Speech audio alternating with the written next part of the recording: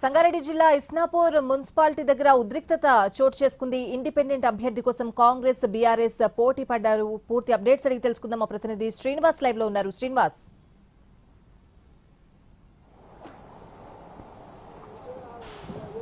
స్వాతి, ఉమ్మడి మెదక్ జిల్లాలో మొత్తం 18 మున్సిపాలిటీలు ఉన్నాయి. ఈ 18 మున్సిపాలిటీల్లో ఇటు కాంగ్రెస్ పార్టీ అలాగే బీఆర్ఎస్ పార్టీ పోటాపోటీగా అయితే స్థానాలను అయితే గెలుచుకున్నాయి. ఎందుకంటే సిద్దిపేట జిల్లాలో అత్యధికంగా మెజార్టీ స్థానాలు అయితే బీఆర్ఎస్ పార్టీ స్థానాలు విజయం సాధించింది. సిద్దిపేట జిల్లాలో ఉన్నటువంటి మాజీ సీఎం కేసీఆర్ ఎమ్మెల్యేగా ప్రాతినిధ్యం వహిస్తున్నటువంటి గజ్వేల్ నియోజకవర్గంలో గజ్వేల్, తూప్రాన్ ఈ రెండు మున్సిపాలిటీలు ఉన్నాయి. ఈ రెండు మున్సిపాలిటీలను మాత్రం బీఆర్ఎస్ పార్టీ గెలుచుకుని పట్టు అయితే నిలుపుకుంది.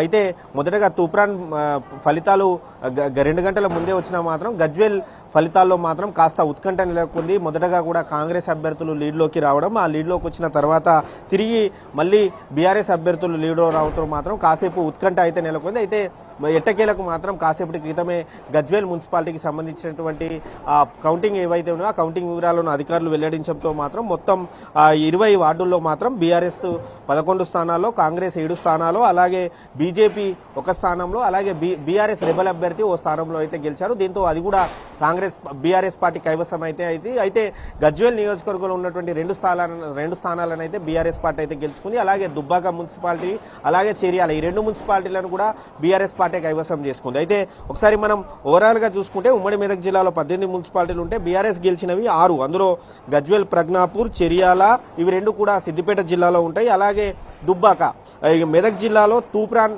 మున్సిపాలిటీని బీఆర్ఎస్ పార్టీ కైవసం చేసుకుంది. సంగారెడ్డి జిల్లా విషయానికి వస్తే పటాన్చెరు నియోజకవర్గంలో ఉన్నటువంటి గడ్డపోతారం, గుమ్మడిదల ఈ 2 మున్సిపాలిటీలను కూడా బీఆర్ఎస్ పార్టీ కైవసం చేసుకుంది. ఇక సంగారెడ్డి ఇలా కాంగ్రెస్ పార్టీ గెలిచినటువంటి మున్సిపాలిటీల విషయానికి వస్తే కాంగ్రెస్ పార్టీ ఉమ్మడి మెదక్ జిల్లాలో 5 మున్సిపాలిటీలను మాత్రం కైవసం చేసుకుంది. ఇందులో సంగారెడ్డి జిల్లాలో ఉన్నటువంటి సంగారెడ్డి, సదాశివపేట, అలాగే జోగిపేట, నారాయణఖేడ్, రామాయంపేట ఈ 5 మున్సిపాలిటీలను కాంగ్రెస్ పార్టీ కైవసం చేసుకుంది.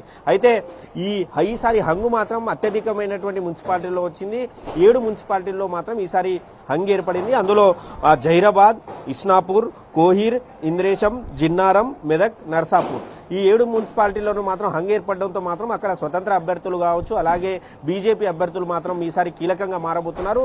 అయితే ఇస్నాపూర్లో మాత్రం ఈ ఫలితాలు సేమ్ ఇలానే రావడంతో మాత్రం అక్కడ తీవ్ర టెన్షన్ వాతావరణం నెలకొంది. అక్కడ 26 వార్డులు ఉంటే బీఆర్ఎస్ పార్టీ 12, కాంగ్రెస్ 10 వార్డులు, అలాగే ఇతర స్వతంత్ర అభ్యర్థులు 4 గెలుపొందారు. దీంతో అక్కడ మున్సిపల్ చైర్మన్ పీఠాన్ని కాంగ్రెస్ పార్టీ కైవసం చేసుకోవాలన్నా, బీఆర్ఎస్ పార్టీ కైవసం చేసుకోవాలన్నా స్వతంత్ర అభ్యర్థుల మద్దతు తప్పనిసరిగా ఉంటుంది. దీంతో ఆ స్వతంత్ర అభ్యర్థులను మాత్రం మచ్చిక చేసుకునేందుకు, ఆ స్వతంత్ర అభ్యర్థులను తమ పార్టీలో చేర్చుకునేందుకు ఇటు కాంగ్రెస్ పార్టీ, ఇటు బీఆర్ఎస్ పార్టీ 2 పార్టీలు కూడా అక్కడ పోటీ పడటంతో మాత్రం అక్కడ ఘర్షణ వాతావరణం నెలకొంది.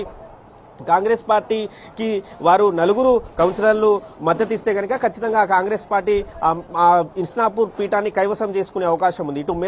ఇటు బీఆర్ఎస్ విషయానికి వస్తే బీఆర్ఎస్ లో 12 స్థానాలు గెలిచింది. అక్కడ మ్యాజిక్ ఫిగర్ రావాలంటే మాత్రం 26 వార్డులు అంటే 26 వార్డులకి 14 వార్డులు వస్తే కనుక అక్కడ మ్యాజిక్ ఫిగర్ ని దాటొచ్చు. దీంతో బీఆర్ఎస్ పార్టీకి ఇంకో 2 సీట్లు అవసరం ఉండడంతో ఈ స్వతంత్ర అభ్యర్థులు ఎవరైతే ఉన్నారో స్వతంత్ర అభ్యర్థుల నుంచి మాత్రం 3 అభ్యర్థుల్ని వారిని రహస్యంగా ఒక క్యాంపుకు తీసుకెళ్లే ప్రయత్నం చేశారు. దీంతో కాంగ్రెస్ పార్టీ కార్యకర్తలు వారిని అడ్డుకోవడంతో మాత్రం అక్కడ తీవ్ర ఉద్రిక్తత జరిగింది. కాంగ్రెస్ పార్టీ కార్యకర్తలు, బీఆర్ఎస్ పార్టీ కార్యకర్తలు బాహాబాయికి దిగడంతో మాత్రం పోలీసులు వారిని స్వల్పంగా లాఠీచార్జ్ చేసి చెదరగొట్టేసి ఆ పరిస్థితిని అయితే అదుపులోకి తీసుకొచ్చారు. మరోవైపు కాంగ్రెస్ పార్టీ ఒక్కో స్వతంత్ర అభ్యర్థిని మాత్రం తీసుకుని రహస్యంగా క్యాంపుకు వెళ్లడంతో మాత్రం ఈ క్యాంపు రాజకీయాలు మాత్రం చాలా రసవత్తరంగా అయితే మారబోతున్నాయి. అలాగే కోహీర్లోనూ ఇటు 1 వార్డు గెలిస్తే కనుక కాంగ్రెస్ పార్టీ ఆ మున్సిపల్ చైర్మన్ పీఠాన్ని కైవసం చేసుకునే అవకాశం ఉండేది. కానీ కోహీర్లో 16 వార్డుల్లో 8 వార్డులు కాంగ్రెస్ పార్టీ గెలవడంతో మాత్రం అక్కడ కూడా హంగు ఏర్పడింది. దీంతో అక్కడ ఉన్నటువంటి ఎంఐఎం అభ్యర్థులు కావచ్చు, ఇండిపెండెంట్ అభ్యర్థులు మద్దతు ఇస్తే కనుక అక్కడ కాంగ్రెస్ పార్టీ ఆ మున్సిపల్ చైర్మన్ పీఠాన్ని కైవసం చేసుకునే అవకాశం అయితే ఉంటుంది. ఇక జహీరాబాద్ విషయానికి వస్తే జహీరాబాద్ లోనూ ఇలాంటి పరిస్థితి ఏర్పడింది. జహీరాబాద్ లోనూ పూర్తి స్థాయిలో హంగు ఏర్పడింది. ఎవరికి కూడా స్పష్టమైనటువంటి మెజార్టీ రాకపోవడంతో మాత్రం ఇటు కాంగ్రెస్ పార్టీ అటు బీఆర్ఎస్ పార్టీకి చెందినటువంటి నాయకులు తలలు పట్టుకుంటున్నటువంటి పరిస్థితి అయితే ఉంది. అసలు ఎవరి దగ్గరికి వెళ్ళాలన్నా ఇటు స్వతంత్ర అభ్యర్థుల మద్దతు తీసుకోవాలన్నా కూడా వారు భారీగా ఆఫర్ ఇవ్వాల్సి ఉంటుంది, అలాగే వారికి హామీ ఇవ్వాల్సి ఉంటుంది. మరోవైపు ఇటు బీజేపీ పార్టీ మద్దతు తీసుకోవాలన్నా కూడా వారు అధిష్టానాలతో మాట్లాడి ఉంటుంది. అక్కడ స్థానిక పరిస్థితుల నేపథ్యంలో ఒక పార్టీ వారికే ప్రాధాన్యత ఇచ్చినా కూడా అక్కడ బీజేపీ పార్టీ ఎవరికి మద్దతు ఇస్తుందన్న ఉత్కంఠ అయితే నెలకొనడంతో మాత్రం ఇటు జైరాబాద్ కోయిర్లో మాత్రం తీవ్రమైనటువంటి ఉత్కంఠనైతే ఈ మున్సిపల్ ఎన్నికలు అయితే రేపుతున్నాయి. ఇక ఇటు మెదక్ జిల్లా విషయానికి వస్తే మెదక్లోనూ పూర్తి స్థాయిలో హంగ్ ఏర్పడింది. అసలు మొదటి నుంచి కూడా అక్కడ ఖచ్చితంగా బీఆర్ఎస్ పార్టీ గెలుస్తామని చెప్పి ఇటు హరీష్ రావు చెప్తున్నా కూడా పూర్తి స్థాయిలో ఫలితాలు రాలేదు. బీఆర్ఎస్ పార్టీ గట్టి పోటీ ఇచ్చినా కూడా గెలిచే స్థానాలు రాలేదు. ఇటు కాంగ్రెస్ పార్టీ కూడా అధికార కాంగ్రెస్ పార్టీ అక్కడ అధికార కాంగ్రెస్ పార్టీకి చెందినటువంటి ఎమ్మెల్యే రోహిత్ రావే ఉన్నారు. కానీ ఈసారి మాత్రం అక్కడ హంగ్ రావడంతో మాత్రం అక్కడ కూడా స్వతంత్ర అభ్యర్థులు అలాగే బీఎస్పీ పార్టీ చెందినటువంటి అభ్యర్థి ఒక సీట్లో గెలవడంతో మాత్రం ఆమెను వెంటనే రహస్యంగా తీసుకెళ్లి ఆమెను కాంగ్రెస్ పార్టీలో చేర్చుకున్నారు. అయినా కూడా ఇంకో సీటు అక్కడ కావాల్సి ఉంటుంది. దీంతో అక్కడ బీజేపీ పార్టీ నుంచి గెలిచినటువంటి ఇద్దరు వార్డు సభ్యులు ఎవరైతే ఉన్నారో వారు మాత్రం ఖచ్చితంగా ఈసారి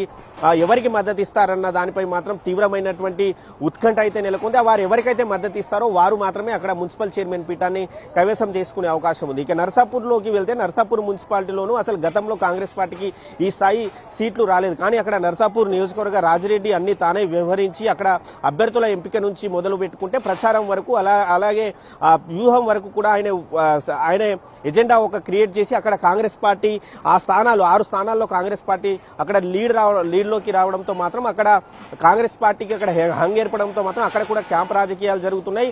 ఆ నర్సాపూర్ పై మాత్రం ఒక ఉత్కంఠ నెలకొంది. అక్కడ బీఆర్ఎస్ కైవసం చేసుకుంటుందా కాంగ్రెస్ పార్టీ కైవసం చేసుకుంటుందా అనేది మాత్రం ఇంకా క్లారిటీ రావాల్సి ఉంది. ఓవరాల్ గా చూసుకుంటే మాత్రం ఉమ్మడి మెదక్ జిల్లాలో ఒక 6 సీట్లలో బీఆర్ఎస్, 6 మున్సిపాలిటీలను బీఆర్ఎస్, 5 మున్సిపాలిటీలను కాంగ్రెస్, అలాగే 7 మున్సిపాలిటీలో హంగ్ రావడంతో మాత్రం ఈ హంగ్ వచ్చిన మున్సిపాలిటీలు ఎవరు దక్కించుకుంటున్నారన్న ఉత్కంఠ అయితే ఉమ్మడి జిల్లా వ్యాప్తంగా పాటు రాష్ట్ర వ్యాప్తంగా కూడా ఒక ఉత్కంఠ అయితే నెలకొంది.